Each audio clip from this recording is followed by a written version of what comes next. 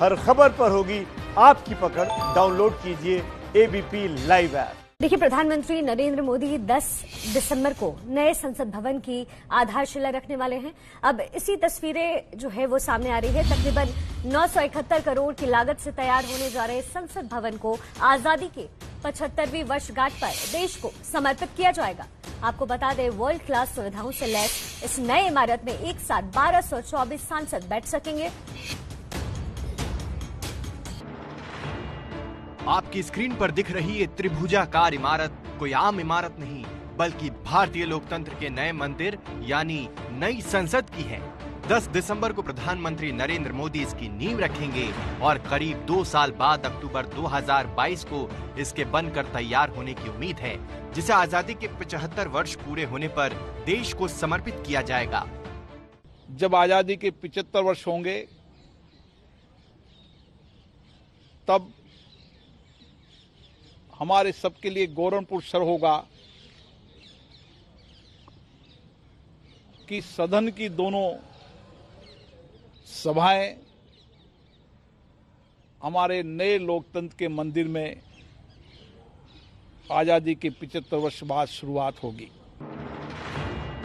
ये नया संसद भवन न केवल पुराने भवन से बड़ा होगा, बल्कि इसका आकार भी गोल न होकर त्रिभुज के जैसा होगा।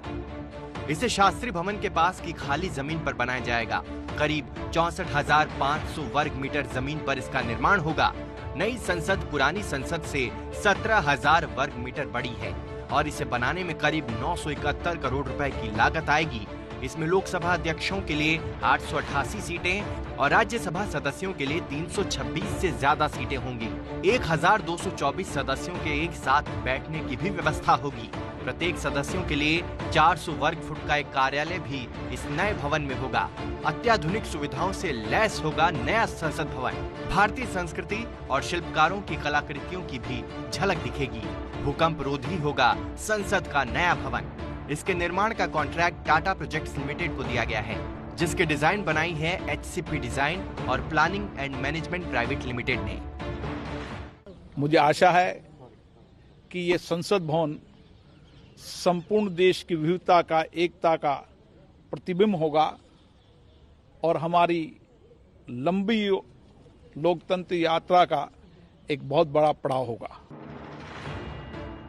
भारत की मौजूदा संसद आज से 93 साल पहले सन 1927 में बनी थी, लेकिन अब दिल्ली की भौगोलिक स्थिति, भूकंप जोन और लोकसभा सदस्यों की संख्या बढ़ाए जाने की संभावना के बीच में नए संसद भवन के निर्माण की मांग काफी समय से उठ रही थी, जिसे अब जल्द पूरा कर लिया जाएगा।